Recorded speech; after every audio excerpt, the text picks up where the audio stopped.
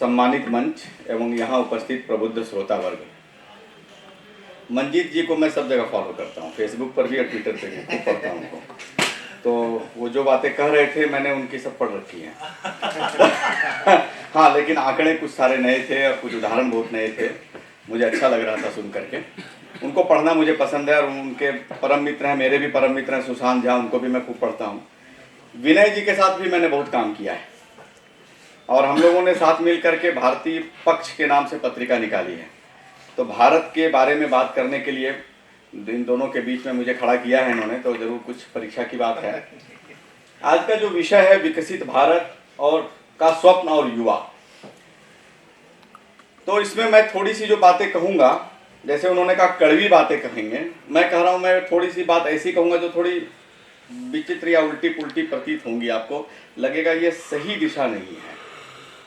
जहां से शुरू किया था मंजीत जी ने कि विकास का मापदंड क्या हो, मैं आपको बताऊं, हम मिडिल ईस्ट को मिडिल ईस्ट क्यों कहते हैं, दरअसल क्या है, यूरोप क्या, वर्ल्ड किसको कहते हैं ये आप जानना चाहिए आपको। जब यूरोप कहता है वर्ल्ड, मतलब क्या होता है।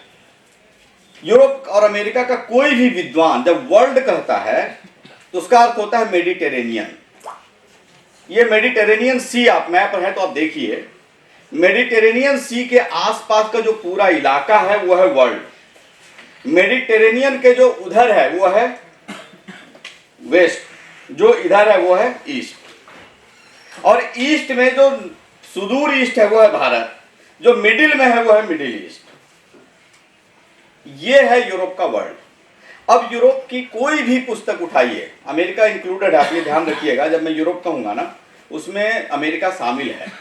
वो इसलिए शामिल है कि जो आज का जो अमेरिका है वो वास्तव में वहां के लोग नहीं हैं, वो यूरोप से भागे हुए कुछ चोर डकैत टाइप के लोग थे, मृत्युदंड पाए हुए या कुछ इस तरह के, भाग करके वहां जाके उन्होंने जो कॉलोनी बसाई थी। बहुत अनगिनत फिल्में हैं, मैं नाम बता सकता हूँ आपको। आप डी जैंगो अनचेंड देखिए, डी जैंगो अनचेंड, आपको पता चलेगा कि एक्चुअल चीज क्या है। तो ये जो वहां आज जो अमेरिका कह रहा है कि मैं एक स्वाधीन राष्ट्र हूं जिन्होंने वार ऑफ इंडिपेंडेंस लड़ा है, वास्तव में वहां के लोगों का इंडिपेंडेंस का वार है ही नहीं। वो यूरोप से भागे हुए कुछ लोगों का ब्रिटिश राजाओं के साथ, रानी के साथ जो झगड़ा था, उससे वो इंडिपेंडेंट हुए थे, उसको अमेरिका का इंडिपेंडेंस कहते हैं। तो ये सारा जो मसला है, पूरा इतिहास हमको नए तरीके से सोचना, देखना, समझना पड़ेगा। तो इसीलिए यूरोप कहने से अमेरिका शामिल है। तो वर्ल्ड के बारे में उनकी कोई किताब उठाइए, history of agriculture in the world, history of psychology in the world, history of literature in the world, history of political thoughts in the world, anything, any discipline, पूरा विश्व गायब मिलेगा, केवल मिलेगा मेडिटेरेनियन। विश्व गायब है उनकी सारी पुस्तकों से, आप कोई पुस्तक उठा लीजिए। और इसीलिए वासुदेव शरण अग्रवाल को यह लिखना पड़ा कि विश्व इतिहास की एक भी सच्ची पुस्तक आज तक लिखी नहीं गई है, ये उन्होंने लिखा है। तो मापदंड यूरोप से आ रहा है, इसलिए मंजीत जी बात जरूर कर रहे थे कि हमको उसकी परिभाषा से बाहर निकल करके अपनी परिभाषाओं पे काम करना है, लेकिन उन्होंने एक मापदंड उनका ही ले लिया कि विकास करने के लिए कृषि पर कम से कम लोग काम करें। मैं कहता हूं ज्यादा से ज्यादा लोगों को कृषि करना चाहिए। और देखिए यहाँ एक आयोजक है हमारे, गांधी स्मृति दर्शन समिति, गांधी जी कहते थे हर व्यक्ति को ब्रेड लेबर करना चाहिए। ये जो फ्रेज लिया उन्होंने ब्रेड लेबर का, ये वेस्ट से लाया, लेव टॉलस्टॉय से या चेखव से, किसी से लेकर के आए वो। वहां ब्रेड लेबर का कंसेप्ट, हमारे यहाँ ब्रेड लेबर है ही नहीं, हम ब्रेड लेबर करते ही नहीं। दिन भर परिश्रम करते हैं, रोटी के लिए नहीं करते, क्योंकि रोटी तो हमें वैसे भी मिल जाएगी थोड़े से श्रम से। बाकी समय हम करते हैं धरती माता के लिए काम, बाकी समय हम परिश्रम करते हैं परमेश्वर के लिए काम, प्रकृति के लिए काम, अपने लिए नहीं करते। और इसीलिए जो विकास की अवधारणा है उसमें आर्थिक समृद्धि सबसे छोटा अंश है। मतलब यदि विकास को हम 100 नंबर में लें तो आर्थिक समृद्धि 5 है, 95 कुछ और है। तो ये विषय प्रारंभ होता है मनुष्य किसको कहेंगे। यहां से मैं जिस सभागार में बैठा हूं ये हंसराज कॉलेज का महात्मा हंसराज जी के नाम पर है। महात्मा हंसराज जी महर्षि दयानंद के अनुयायी थे। महर्षि दयानंद सरस्वती की 200वीं जयंती हम मना रहे हैं। और मैं आपको बताऊं, महर्षि दयानंद के विचारों का इतना प्रभाव पड़ा था कि पूरे स्वाधीनता संग्राम में अधिकांश लोग उनके विचारों से प्रभावित मिलेंगे।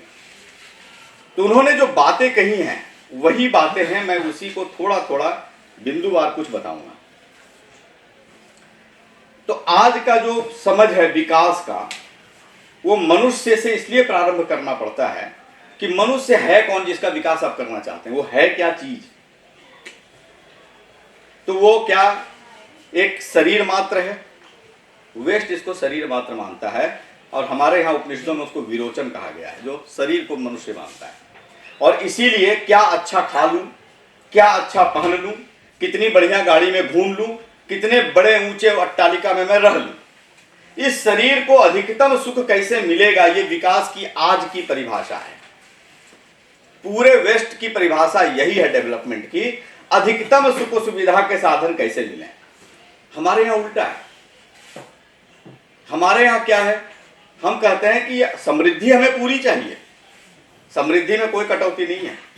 सप्त हस्त समाहर, ये कहा है हमारे वेदों ने, 100 हाथों से कमाओ, ये नहीं कहा कमाओ मत। अग्निनारई मशनवत कोष में दिवे दिवे, हमारी जो समृद्धि है अग्नि के समान तेजस्विता प्राप्त करे। समृद्धि चाहिए, भरपूर चाहिए। वो 5% जो है वो भी पूरा 5% ही चाहिए, लेकिन ये 95% के लिए चाहिए। तो मैं मानक की बात कर रहा हूं। पश्चिम ने जो मानक रखे, मैं कहता हूं भारत आज भी विकसित देश है। यह कहना मूर्खतापूर्ण है कि भारत विकसित नहीं है। यूरोप और अमेरिका अविकसित देश है। इसीलिए मैंने कहा मैं थोड़ी उल्टी पुल्टी बात करूं। वह कैसे है, तब देखिए मैं एक उदाहरण देता हूं। समृद्ध देशों की सूची निकालिए। सबसे समृद्ध देश अमेरिका। परिभाषा पूछिए कैसे, किस आधार पे तुम सबसे समृद्ध हो बताओ, तो वो बताएगा, कहेगा कि सबसे ज्यादा जो नेचुरल रिसोर्सेस का दोहन कर सकता है वह सबसे समृद्ध है। इसको मैं एकदम सामान्य भाषा में समझाता हूं। विजय जी के पास 10,000 रुपये और मेरे पास 100 रुपये, ठीक है, या फिर मेरे पास 1,000 रुपये है। विजय जी ने क्या किया कि 100 रुपये की टी शर्ट लाके पहनी और मैंने 500 की टी शर्ट पहनी। अमेरिका की परिभाषा, जो मॉडर्न इकोनॉमिक परिभाषा है, वो कहती है मैं अधिक समृद्ध हूं। क्यों? उनके पास 10,000 का क्या फायदा, उन्होंने तो 100 रुपये 200 रुपये की टी शर्ट पहन ली। मेरे पास 1,000 है लेकिन मैं 500 खर्च कर सकता हूं, मेरी समृद्धि ज्यादा है। ये आज के पूरे इकोनॉमिक सिस्टम का सबसे बड़ा लूप होल है। भारत विश्व का सबसे समृद्ध देश था, है और रहेगा। जापान हो ही नहीं सकता, कुछ है ही नहीं उनके पास। जर्मनी बिल्कुल सवाल नहीं है, अमेरिका का प्रश्न ही नहीं है। लेकिन परिभाषाएं बदलकर, मापदंड बदलकर वो अपने आप को ऊपर करते हैं स्टैटिस्टिक्स में, कागजों में। तो वस्तु स्थिति क्या है, अब वो बहुत लंबा विषय होगा, मैं बहुत दूर नहीं जाऊंगा। मैं विकास के जो स्वप्न है उस पर बात करता हूं। तो यदि हम विकसित भारत का स्वप्न देखते हैं तो हम क्या देखेंगे? गांधी जी क्या देखते थे? किसी घर में ताला न लगाना पड़े। संभव है किसी भी भारत के कोने में? आप बताइए कौन सा विकसित जिला है जहां यह संभव है? सोना गिरा हो कोई उठा ही ना, संभव है क्या? लेकिन इस देश में होता था ना। वेनसांग ने लिखा है ना कि उसकी पोटली छूट गई, कई कोस निकल गया, कहा कि छूट गई, का वहीं होगी, जाके ले लो, कोई उठाएगा नहीं। ये जो भाव हैं, और आपको मैं बताऊं पॉलिटिकल सिस्टम की भी बात मैं करता हूं। राजनीतिक तंत्र का निर्माण क्यों होता है? अब वेस्ट कहता है वो इसलिए होता है क्योंकि पहले कबीले परिवार बने। परिवार क्यों बने? आर्थिक संसाधनों पर कब्जा करना था। वहां सारी चीजें अर्थ से शुरू होती हैं। मैंने कहा ना, शरीर से बाहर सोच नहीं पाते हैं, बस इसी में घूमते रहते हैं। तो मनुष्य को भूख के लिए खाना चाहिए था, इतना खाना इकट्ठा कर लिया। अब उस खाना को सुरक्षित करना था, तो एक जो जिसके साथ सहवास करता था उसको कहा मेरी पत्नी है, ये इसकी रक्षा करेगी। फिर उसके बच्चे हुए तो कहा बच गया, मैं मरूंगा तो ये इसके पास रहेगा। ऐसे परिवार बनाइए, उसका कहना है, वेस्ट का कहना है। कोई भी सोशियोलॉजी की बुक उठाइए, वो ऐसे ही परिवार बन रहा है। आर्थिक संसाधनों पर कब्जे के लिए परिवार बना रहे हैं, और जो परिवार आर्थिक संसाधनों पर कब्जे के लिए बना, फिर कुटुंब बना, बड़ा परिवार हुआ, फिर उससे कबीले बने, फिर उन कबीलों से समाज बना, फिर उनके झगड़ों को निपटाने के लिए एक मुखिया बना, फिर वो मुखिया राजा कहलाया। हमारे यहां बिल्कुल विपरीत कंसेप्ट है। महाभारत उठाइए, युधिष्ठिर पूछते हैं भीष्म से शांति पर्व में, अनुशासन पर्व में, कि क्यों शासन की जरूरत पड़ी। वो कहते हैं न राज्यम न वै राजासीत न दंडो न च दांडिकः धर्मेण एव प्रजा सर्वा रक्षन्ति स्म परस्परम। का धर्म पूर्वक सब परस्पर एक दूसरे का पालन करते थे, अच्छे से रहते थे, कोई राजा राज्य था ही नहीं, जरूरत ही नहीं थी। फिर क्या हुआ? लोभ बढ़ा, मद बढ़ा, मत्सर बढ़ा, ईर्ष्या बढ़ी, क्रोध बढ़ा। तो उसके पास ये चीज है, मुझे भी चाहिए, मेरी क्षमता नहीं है लेकिन मैं छीन लूंगा, और उसके लिए एक दावा ठोकूंगा कि सदियों से मुझ पर अत्याचार हुआ, छीनने का हक है मुझे। ठीक है ना? तो ये उन्होंने क्रिएट करना शुरू किया, वर्ग संघर्ष, ये सारा खेल वहां से आ रहा है। तो ये जब शुरू हुआ, तब राज्य की जरूरत पड़ी कि इनको कम किया जाए। लोभ को, किसको कम किया जाए? चोरों को नहीं, लोभ को कम किया जाए, ईर्ष्या को कम किया जाए, मद अहंकार को कम किया जाए, सादगी की प्रस्थापना हो। और कैसे उसको कम करेंगे, इसके उपाय रचे गए। और राजा को जो अधिकार दिया, वो दिया दंड, तुम दंड के द्वारा करोगे। शिक्षक को अधिकार दिया शिक्षा, तुम शिक्षा के द्वारा करोगे। तो यह विकसित भारत का स्वप्न है, यह कैसे होगा? बड़ा कठिन प्रश्न है। मैं बहुत कभी कभी चिंतित हो जाता हूं, रात को नींद नहीं आएगी आपको यदि आप इस पर विचार करेंगे कि एक व्यक्ति, सोचिए, एक पुत्र है, क्यों पिता को घर से निकालता है, क्यों नहीं रखता घर में? एक पिता है, क्यों वो पुत्र के साथ गलत व्यवहार कर जाता है? क्यों पति पत्नी की हत्या कर देता है? क्यों पत्नियां पति को छोड़ के उसका संपत्ति लूट के भाग जाती है? ये घटनाएं जो देश में घट रही हैं, जो समाज में घट रही हैं, हमारे ही समाज में घट रही हैं, हमारे आस पड़ोस में घट रही हैं, इसके बारे में कौन चिंता कर रहा है? क्या हमारे एजुकेशन सिस्टम कर रहा है, या हमारा राज्य कर रहा है? कौन कर रहा है? तो वास्तव में देखेंगे तो कहीं इसके बारे में चिंतन नहीं है। जबकि चिंतन का जो विषय है, जो विकास का विषय, वो ये है, विकास का विषय यह है। और इसीलिए पूरी परिभाषाओं पे काम करने की आवश्यकता है। विकसित आप हैं, आज भी आपके अंदर जितनी मनुष्यता है वो यूरोप और अमेरिका में नहीं है। मैं केवल छोटे छोटे दो उदाहरण दूंगा, आप समझ जाएंगे। साउथ रोडेशिया एक जगह है, मैं ये उदाहरण बहुत देता हूं, इसलिए फिर आपको कई आप लोगों ने सुना होगा तो मुझे क्षमा करिएगा, मैं फिर से रिपीट कर रहा हूं।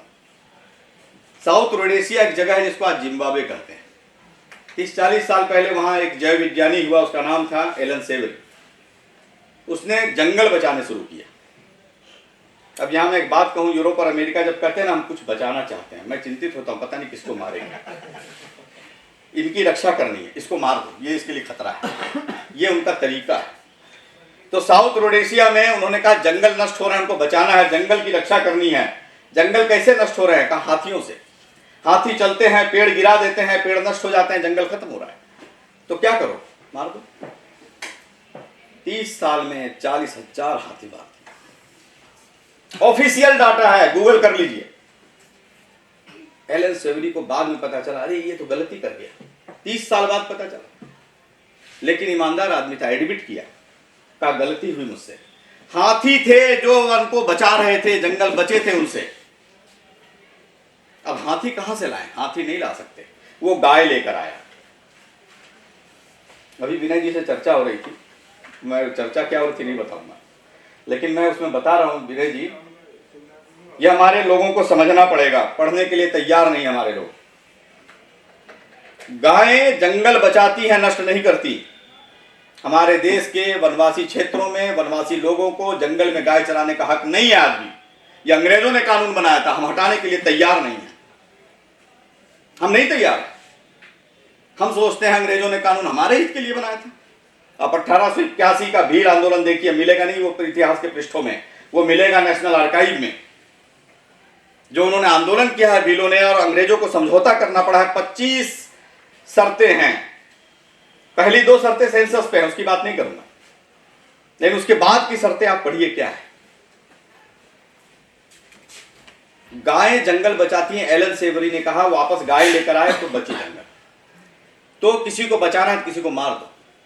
दूसरा उदाहरण, असभ्यता की पराकाष्ठा है ये। दूसरा उदाहरण देता हूं, पूरे अमेरिका में जो गाय है सबसे ज्यादा दूध देती है। दुग्ध उद्योग बहुत बड़ा है। भारत की डेयरी इंडस्ट्री पगलाई हुई रहती है, उनका कैसे नकल कर लें, कैसे नकल कर लें, न्यूजीलैंड का, डेनमार्क का, अमेरिका का कैसे नकल कर लें। मशीनें लाते हैं हाइब्रिड करने के लिए, आर्टिफिशियल इंसेमिनेशन की बात करते हैं, लेकिन वो ये नहीं सोचते हैं कि अमेरिका की गाय पूरे जीवन में 2.5 बार भी आती है औसतन, 2 से 3 बार। भारत में औसतन गाय भी आती है 6 से 7 बार। क्यों कम भी आती है? आर्टिफिशियल इंसेमिनेशन सबसे बड़ा कारण है। दूसरा बड़ा कारण है मशीनों से दुग्ध दोहन। एक एक बूंद निचोड़ते हैं। हाथ से जब आप दूध दोहते हैं सारा निचोड़ नहीं सकते, और निचोड़ता ही नहीं ग्वाला, वो छोड़ता है तीसरे थन, चौथे थन को थोड़ा सा, कि ये बाद में बछड़ा पिएगा, बछिया पिएगी। तो उसके शरीर का खून की तरह निचोड़ते हैं उसको, बचता ही नहीं है कुछ उसमें।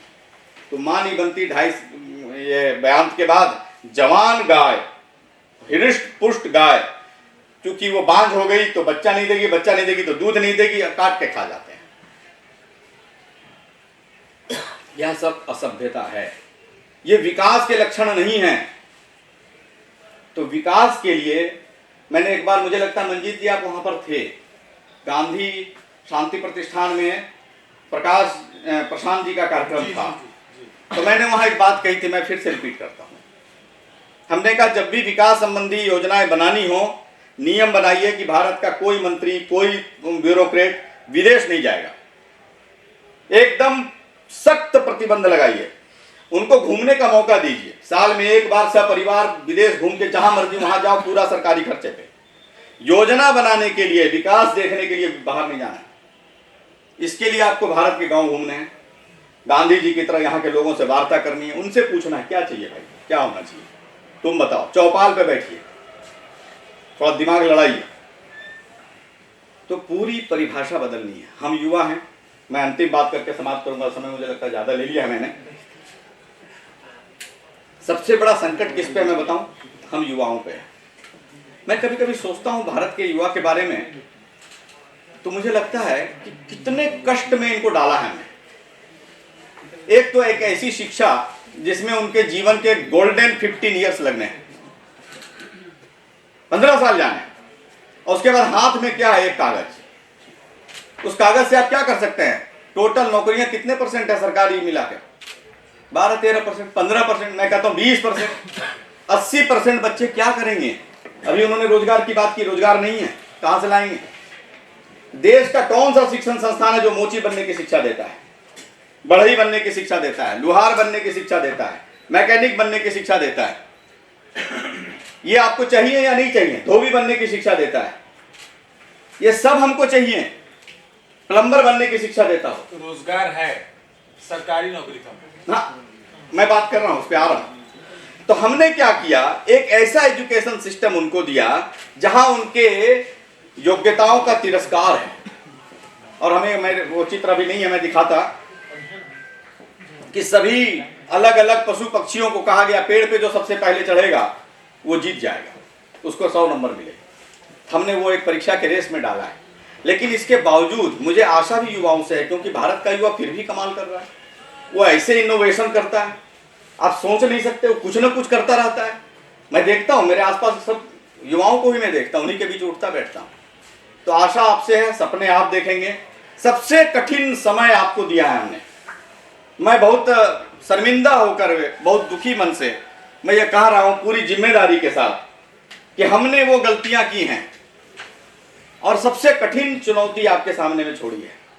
रास्ता आपको निकालना पड़ेगा, कैसे भारतीयता स्थापित हो, कैसे विकास के मापदंड बदले जाएं, विकसित हम हैं उसको कैसे स्थापित किया जाए, और कैसे वह स्वप्न देखा जाए जहां पूरी दुनिया का विकास कर सकें, भारत का नहीं, पूरी दुनिया का। और लास्ट में एक उदाहरण देकर खत्म कर रहा हूं। डिब्रूगढ़ में भी हमने कॉन्फ्रेंस किया था, इंटरनेशनल कॉन्फ्रेंस था। विश्व भर से लगभग 40 देशों से 55 समुदाय आए थे। आप हैरान होंगे जानकर, हम सब एक हैं, वो सब कहते थे। उन सबका बहुत ही वैसा ही काम था, मतलब जो हमारे भावनाएं हैं, जो हमारी परंपराएं हैं, हम सब की परंपराएं एक हैं, लेकिन वो सब अपने अपने यहाँ मार्जिनलाइज हैं। तो पूरा विश्व एक हो सकता है, पूरा विश्व सभ्य बन सकता है, इसकी संभावनाएं हैं, आशाएं हैं। बहुत बहुत धन्यवाद। समय अधिक लिया, प्लीज समाप्त।